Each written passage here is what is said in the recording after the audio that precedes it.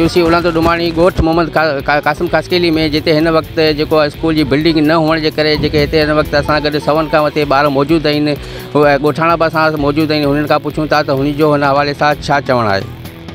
अस्सलाम वालेकुम, आऊं मोहम्मद कासिम कासकेली ॻोठ मां ॻाल्हायां पियो डुमाणी। हे असांजा ॿार आहिनि, स्कूल कोन्हे, हे सभु अणपढ़ियल पढ़ियल आहिनि। स्कूल असांजे ॻोठ वारनि बनाई आहे यादि सां, इहे स्कूल जो अहिड़ो हाल आहे। असीं ऐं ॻोठ मोहम्मद कासिम कासकेली खां ॻाल्हायां पियो, असीं सभु अणपढ़ियल पढ़ियल आहियूं। ऐं मोहम्मद कासिम कासकेली ॻाल्हायां दे उलांदी डुमाणी रूसी डुमाणी। असांजे ॻोठाणनि खे बिल्कुलु तकलीफ़, एतिरे क़दुरु तकलीफ़ जो हुकूमत खे रड़ियूं ॿुधाइण जे लाइ इन वीचारनि खे मिनतूं करे ऐं वठी आयो आहियां। जिन ते न स्कूल, न का लाइट, न ॿीअ, तुंहिंजी इहा ॻोठाणनि जी घोड़ा आहे। हुकूमत खे अर्ज़ु कयूं था त कलाक जो वोट वठो वञनि। असांजो कमु को बि हिन वक़्तु कोन थियो आहे। असांजा जेके ॿारनि से अणपढ़ियल सभु जाल थो पिया हलनि। असांखे सुजाग करण लाइ हुकूमत जे लाइ असीं रड़ियूं करणु चाहियूं था, जेको खूहरनि में पियायूं। महिरबानी हुकूमत जी थिए त असांखे खूहरनि मां ॿाहिरि कढी त असांखे स्कूलूं ॾियनि, कुझु मास्तर ॾियनि। इहे स्कूलूं असां त यूं मास्तर ऐं तुंहिंजूं ॿुढनि में करे बंदि कराए छॾियूं। ॿार बेरोज़गार सफ़ा अणपढ़ियल थियो पिया हलनि। मुंहिंजे ॻोठाणनि खे एॾियूं तकलीफ़ूं आहिनि जिन जो माना को अंदाज़ ई कोन्हे। इन जे लाइ करे वीचारनि खे मिनतूं करे मूं हुकूमत जी रड़ियुनि जे लाइ घुराया आहिनि त इहे हुकूमत कुझु असांजूं रड़ियूं ॿुधे। बाक़ी वोटनि वारा जेके वोट वठियो हलिया वञनि, असांजो को बि कमु नथा कनि। हाणे असां जेको सो ऐं ॻोठाणनि जो जेको सो वॾेरो या मूं वटि सभु को ईंदो, पोइ हाणे जेको सो हुकूमत खे ऐं इहे वीजा जे घुराए जेको सो मूं उन खे अर्ज़ु करे त आंदो त असांजा महिरबानी करे इहे कम जेके से थिया वञनि। ऐं ॻोठाणो ॻोठ मोहम्मद कासिम कासकेलीअ खां ॻाल्हायां पियो जे हिन वक़्तु असां वटि हे मौजूदु आहिनि ऐं ॿार 100 खनि खां ॿाहिरि आहिनि, जिते असां वटि स्कूल कोन्हे, न रस्तो, न बिजली, का बि शइ कोन्हे। हिन वक़्त ताईं असांजो ॻोठु 70 साल पुराणो आहे।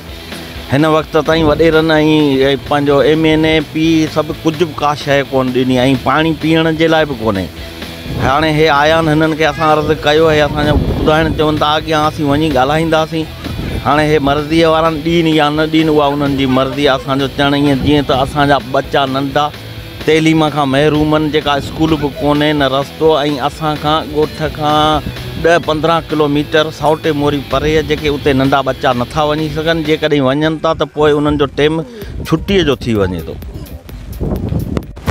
असां मुंहिंजो मोहम्मद अनवर नालो आहे, कासकेली ज़ाती आहे। मोहम्मद कासिम ॻोठ में रहां थो, कासकेली जे उलांदी डुमाणी, यूसी उलांदी डुमाणी। असां हिते असां वटि तक़रीबन 150 ॿारनि खां बि वधीक आहिनि जेका स्कूल में पढ़ाई न करण जे सबबु हे मुंहुं जी गॾु बीठल आहे।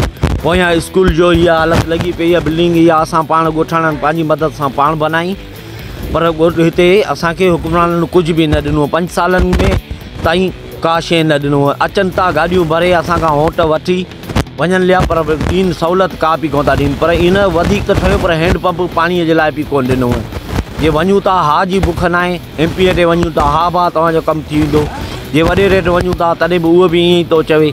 जे पंहिंजो चेयरमैन वञूं था तॾहिं बि उनजी बि इहा ई ॻाल्हि आहे। पर असीं पंहिंजो अर्ज़ु कयूं था सिंध TV, सिंध गवर्नमेंट खे त असांखे सहूलियतूं ॾेई वञनि, असांजे नंढो नसिल खे तालीम हासिल करे पंहिंजी मंज़िल ते पहुची सघे।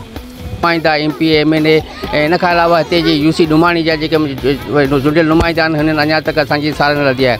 हिन जो चवणु आहे त तक़रीबन त हिते हर साल जीअं माना जेको त इलेक्शन जे दौरान हिते जेके MP MLA वोट वठण जे लाइ असां वटि गाॾियूं भरे अचनि था, पर जॾहिं असांजो को कमु पए थो असां उन्हनि ताईं वञूं था त उहो असांजो कमु करण खां इनकार करे छॾींदा आहिनि। ऐं असांखे इहे चवंदा आहिनि त असां तक़रीबन तव्हांजा कमु कंदासीं, पर ईअं कंदे कंदे 70 साल गुज़री विया, पर असांजे ॻोठ में न ई असांखे बिजली मिली आहे, न ई असां वटि को पीअण जे पाणी जी सहूलियत आहे। हिननि वरी बि सिंध गवर्नमेंट खां अपील कई आहे त महिरबानी करे असांखे स्कूल जी बिल्डिंग ॾिनी वञे ताकी असांजा बच्चा जेके आहिनि तइलीम हासिल करे सघनि। मलक मंज़ूर कासकेली, सोच TV, ठटो। सब्सक्राइब कयो असांजे पंहिंजे चैनल सोच TV खे ऐं बेल आइकन खे दबाइण कॾहिं भी न विसारींदा। सब्सक्राइब करें आपके अपने चैनल सोच TV को और बेल आइकन पर क्लिक करना ना भूलें। Don't forget to subscribe our channel Soch TV and press the bell icon.